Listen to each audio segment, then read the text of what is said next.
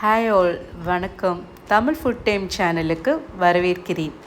இன்றைக்கி ஒரு எம்மியான veg fried rice வீட்டில் எப்படி செய்கிறதுன்னு பார்க்கலாம்.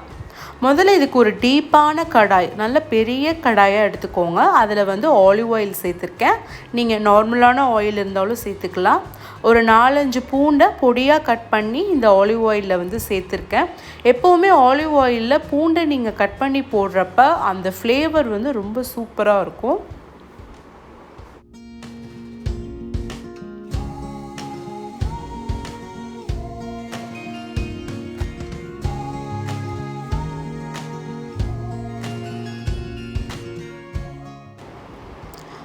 வெஜிடபிள்ஸ்லாம் சாப் பண்ணி வச்சுருக்கேன். Carrot, beans, capsicum.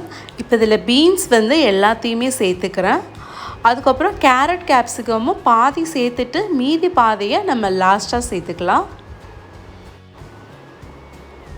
இப்போ இதை எல்லாத்தையும் ஃப்ரை பண்ணிக்கலாம். ஃப்ளேம் ஹை ஃப்ளேமில் தான் வச்சு ஃப்ரை பண்ணணும். அப்போ தான் வெஜிடபிள்ஸ்லாம் க்ரன்ச்சியாக இருக்கும்.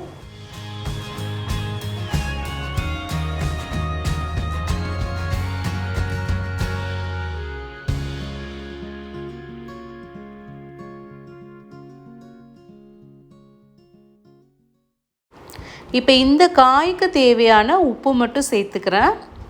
சாதம் வேக வைக்கிறப்ப அதுக்கு தனியாக உப்பு சேர்த்து தான் வேக வச்சுருக்கேன். மிளகுத்தூள் 1 டீஸ்பூன் சேர்த்துக்கிறேன். உங்களுக்கு காரம் இன்னும் கொஞ்சம் வேணும்னா நீங்கள் இன்னும் கொஞ்சம் ஆட் பண்ணிக்கோங்க.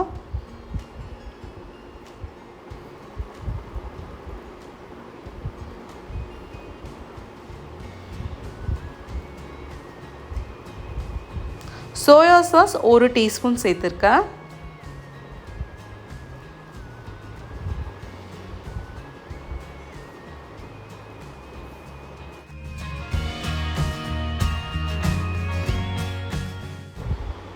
வேக வச்ச சாதத்தை இதில் இப்போ நான் ஆட் பண்ணிக்கிறேன்.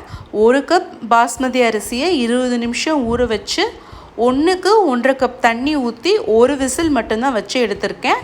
இது நீங்கள் 2 ஹவர்ஸ்க்கு முன்னாடியே கொஞ்சம் வச்சு எடுத்துட்டிங்கன்னா சாதம் இப்போ கிளறப்ப கொஞ்சம் உடையாமல் வரும். இப்போ மீதி இருக்கிற அந்த கேரட்டையும் கேப்சிகமையும் அதில் சேர்த்துட்டு இதை நல்லா இப்போ நம்ம மிக்ஸ் பண்ணிக்கலாம்.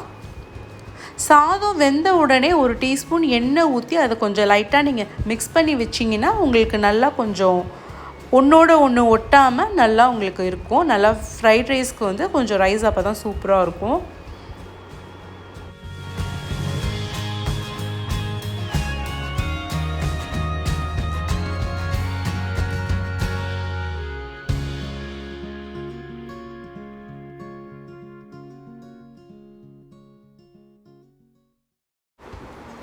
இப்போ ரைஸ் நமக்கு ரெடி ஆகிடுச்சு. இதில் லாஸ்ட்டாக கார்னிஷிங்க்கு அந்த வெங்காயத்தாளை பொடியாக கட் பண்ணி சேர்த்துக்கிறேன்.